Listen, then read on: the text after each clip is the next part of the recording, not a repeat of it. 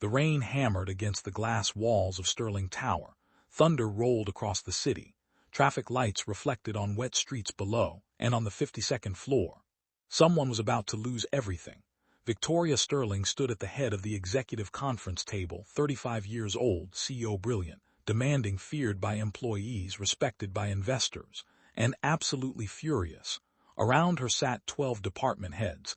Not one dared speak, because Victoria's temper was legendary. Reason: a delayed project. A massive commercial development worth hundreds of millions of dollars. The deadline had been missed. Investors were angry, clients were threatening lawsuits, and Victoria wanted someone to blame. Her eyes locked onto a man sitting quietly near the end of the table, Daniel Carter, 40 years old, single father, senior facilities manager, the newest employee in the company. Victoria slammed a report onto the table. "This happened under your supervision." Room went silent. Daniel looked down at the paperwork, then calmly replied, "No." Victoria narrowed her eyes. "No." Daniel nodded. "Delay happened 6 months before I arrived." Several executives immediately looked away because they knew he was right. Victoria didn't care right now. She needed a target, and Daniel was convenient. "You were hired to fix problems." "I did. The project still isn't finished. Because your executive team ignored every recommendation I submitted." Few people shifted nervously. Victoria's face hardened. Nobody talked to her that way, nobody, especially not a facilities manager. "You seem very confident." Daniel smiled slightly, not arrogantly, almost sadly. "I am." Victoria folded her arms. "Then perhaps you don't need this job." Room froze. Everyone knew what that sentence meant. Daniel's employment was over. Victoria stared directly at him. "Fired." Silence. Absolute silence. Several executives lowered their eyes, others looked uncomfortable. Nobody expected Daniel's reaction, because instead of arguing, instead of begging, instead of getting angry, he smiled, actually smiled. Victoria frowned. "Did you hear me?" Daniel stood slowly, perfectly. "You've just lost your job." "I know." Smile remained, which only irritated her more. Victoria pointed toward the door. "Then why are you smiling?" Daniel picked up his jacket, adjusted the sleeve, then calmly spoke. "Before I leave." Victoria rolled her eyes. "What now?" Daniel looked around the conference room, then back at her, and said 7 words that changed everything. "Who owns this building?" Room froze. Victoria blinked. Repeated himself. "Check who owns this building." A few executives exchanged confused glances. Victoria laughed, a cold laugh. "You think this is a joke?" "No." "Then what exactly are you trying to say?" Daniel simply sat back down and waited. The confidence in his eyes made everyone uncomfortable. Victoria looked toward her legal advisor. "The property records." Lawyer frowned. "Now." Victoria nodded.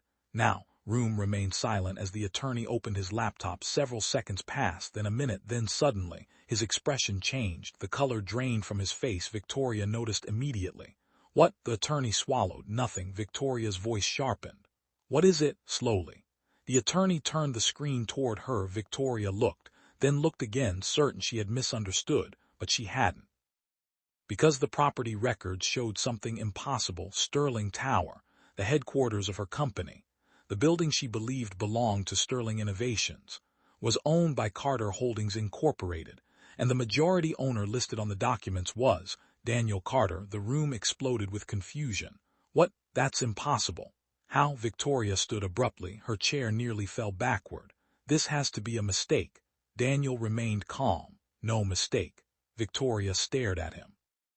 The facilities manager, the man she had just fired, the employee she treated like he was replaceable, owned the building, actually owned it. Her voice barely worked. "How?" Daniel leaned back, and for the first time, the executives saw something different. Not a facilities manager, not an employee, not someone desperate for a paycheck. They saw a man who had been hiding an enormous secret. Daniel folded his hands. "Years ago." The room became silent. "I founded Carter Development Group." Several executives gasped. The name was familiar, very familiar, because Carter Development had once been one of the largest commercial real estate companies in the country, until it mysteriously disappeared. Victoria stared. "It was yours." Daniel nodded. "I built 47 office towers, hundreds of commercial properties, thousands of residential units." The attorney looked stunned. Everyone knew the company. Nobody knew what happened to its founder. Daniel continued. "When my wife became sick." His voice softened. I sold almost everything. Room listened carefully, every person suddenly understanding they knew absolutely nothing about him. I sold properties, assets, investments, companies, anything necessary to pay for treatment. Victoria felt her stomach tight because she remembered hearing that story years ago, a billionaire who lost everything trying to save his wife. Nobody knew his name, until now. Daniel looked toward the window, rain streaked across the glass. Eventually, I sold control of my company. I kept one thing. His eyes met Victoria's. This building, silence, heavy silence, the realization hit everyone at once. Daniel had never needed the job, not really. He could have collected rent from the tower forever. The salary meant nothing. Victoria's confidence began crumbling. If you own the building, work here, Daniel smiled. A genuine smile, the first real one all day. Because after my wife died, money stopped mattering. Nobody moved, nobody spoke. Daniel continued. My daughter mattered. Purpose mattered. Building something meaningful mattered. Victoria felt something unfamiliar, embarrassment, real embarrassment, because she suddenly remembered every meeting, every criticism, every assumption, every time she judged him, without knowing who he was, without knowing what he'd sacrificed, without knowing what he'd survived. Daniel stood again, slowly, calmly, no anger, no revenge, no arrogance, just dignity, the kind that can't be bought. Victoria swallowed hard. Daniel. For the first time, she said his name differently with respect, but Daniel simply picked up his jacket.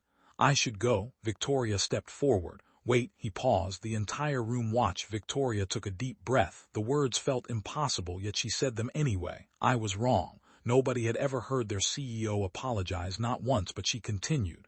I judged you. I didn't listen. I made a mistake. Daniel looked at her quietly. Victoria's voice softened. Please, sit down. Room remained perfectly silent, because something far bigger than a termination meeting was happening. A powerful CEO had just discovered that the man she fired was not only the owner of the building beneath her feet, but perhaps the wisest person in the entire company, and neither of them realized yet that this shocking revelation was only the beginning, because hidden inside the company's financial crisis was a secret connected to Daniel's past. A secret that would soon place the future of Sterling Innovation directly into his hands.